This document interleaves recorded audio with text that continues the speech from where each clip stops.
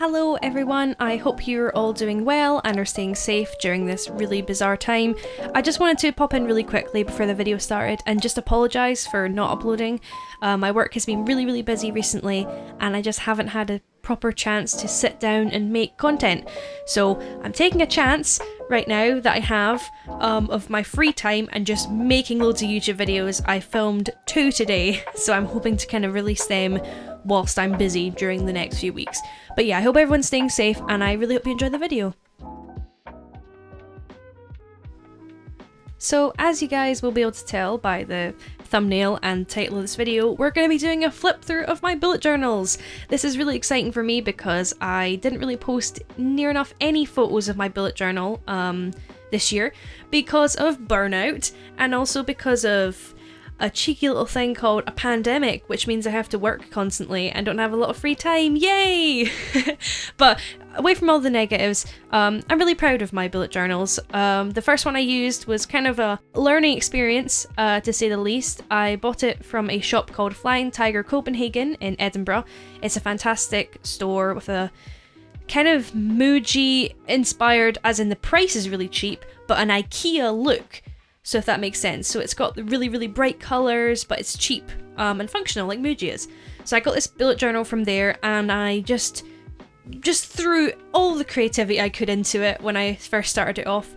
And then it slowly, when I say slowly I mean immediately, fizzled out into kind of just colourful explosions of nonsense and blank pages because I got busy really fast, or I just didn't have anything to do and I couldn't fill it out. So, but some of the pages are really nice. As you would have seen, February was very bright and colourful, because that's the birth month of me.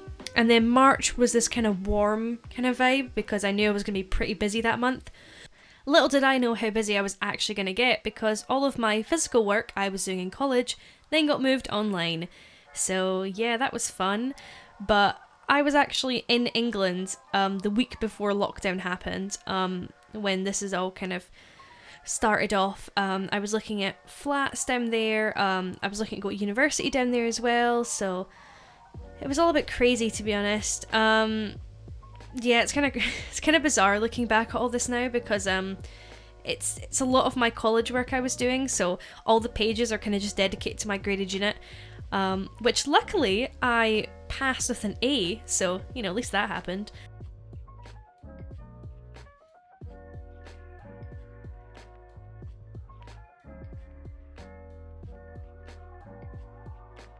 Going into April, I was just at home full time, obviously, so I had a lot of time to make my spreads look cute, and I was massively into K-pop. I still am, but I was really into it, so a lot of Stray Kids kind of themes going on here, which look really cute.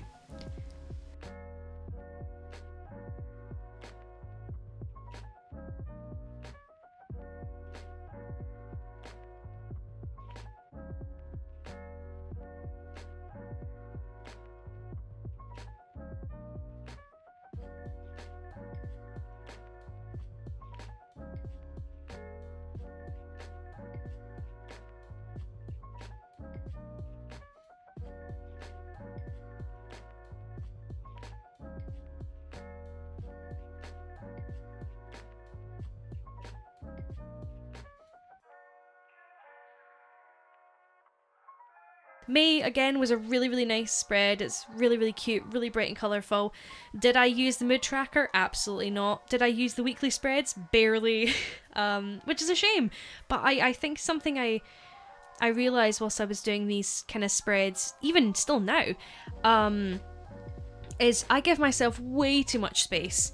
I give myself way too much space to write on, and it means that the pages end up looking really blank because I've not written anything in them. But that's something I've kind of started to fizzle out as time has went on, luckily. I'm not wasting as much paper in my bullet journal, but yeah, a lot of these pages are really boring because they are just my college-based kind of stuff, so excuse all that. But now we're into June. This is when the artistic block, this is when the kind of sad times came. I had some other things to kind of finish off of college and university and things like that, but apart from that, my mental health was taking a big old dip. So I just didn't write anything. I didn't have anything to look forward to. I had nothing to plan apart from college stuff. That was it. So my pages look incredibly blank because my head was blank. I just didn't have anything going on up there, which kind of sucks. So these pages are just filled with all my kind of college ideas for my final project and other projects, and lots of doodles as well.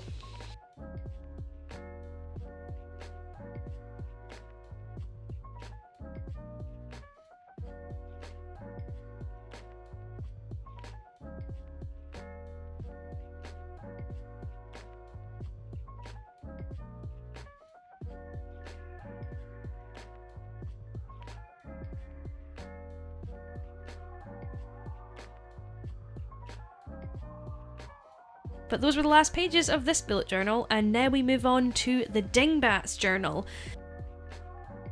This is the A5 Brown Bear Dingbats notebook. I'm a big fan of Dingbats. Their quality of their paper is fantastic. These books are based on animals, and a certain amount of the money that you spend on these goes to animal charities, which I think is just fantastic.